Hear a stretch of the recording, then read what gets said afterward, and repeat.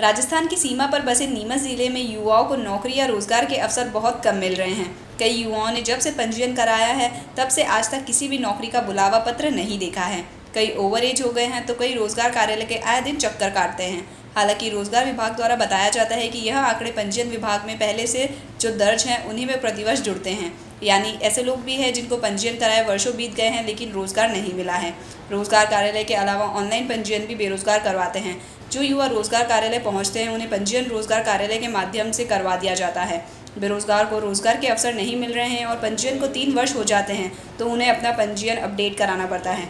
जबकि ऐसे हालात भी बनते हैं कि कुछ आयु सीमा की शर्तों के अनुसार रोजगार के इंतजार में बैठे रह जाते हैं।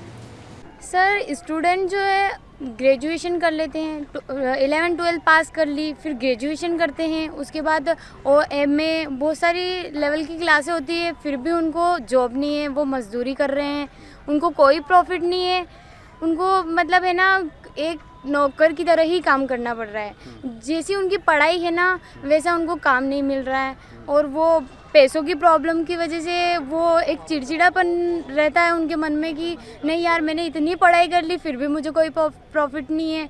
तो मतलब ग्रेजुएशन की पढ़ाई का हमको क्या फ़ायदा हुआ, हम इतना पैसा वेस्ट करके हमको क्या फ़ायदा मिल रहा। और हमें ना डिग्री 3rd ईयर की डिग्री है हमारे पास तो हमें उसका कोई प्रॉफिट नहीं, क्योंकि हमें नॉलेज ही नहीं है।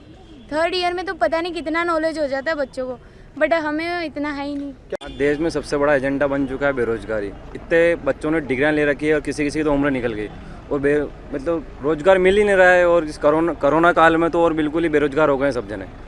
और मुझे नहीं लग रहा कि देश की अर्थव्यवस्था सुधर सकती है और हमको रोजगार मिल सकता है। बहुत परेशान हो गए सब।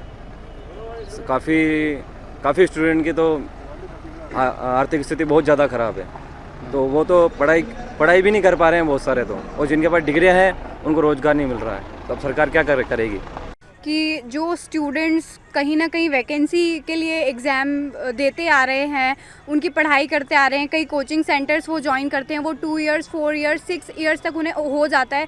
देन बाद में हमें देखने को मिलता है कि उनकी एज कंप्लीट हो चुकी होती है या फिर उनकी कहीं ना कहीं वो कुछ ना कुछ एक चांस निकल आता है कि बच्चे पूरी अपनी लाइफ लगा देते हैं उसको उस दिशा में जाने के लिए। उनका टारगेट बन जाता है कि हाँ हमें वो करना है, हमें CRPF में जाना है, हमें MP पुलिस में जाना है, चाहे वो एक कांस्टेबल की पोस्ट क्यों ना हो, लेकिन उस पोस्ट के लिए वो अपनी पूरी मेहनत लगाते हैं अपने जीवन की। लेकिन लास्ट में 80% स्टूडेंट्स को नतीजा मिलता है कि वो नहीं कर पाते उस चीज़ को। तो कहीं ना कहीं एक क्वेश्चन मार्क रहता है उस हमारी शिक्षा प्रणाली के लिए। हाँ भैया, निकल जाती है, कई एक लिमिट बना दी जाती है कि 28-35 हो जाता है, बच्चे कोचिंग ही पढ़ते रह जाते हैं, उनकी उम्र निकल जाती है लेकिन वो अपनी नौकरी नहीं कर पाते, उन्हें नौकरी नहीं मिल पाती। तो ये हमारी शिक्षा प्रणाली पर ही हुआ क्वेश्चन मार्क एक। नीमच से दीपक खताबिया की रिपोर्ट।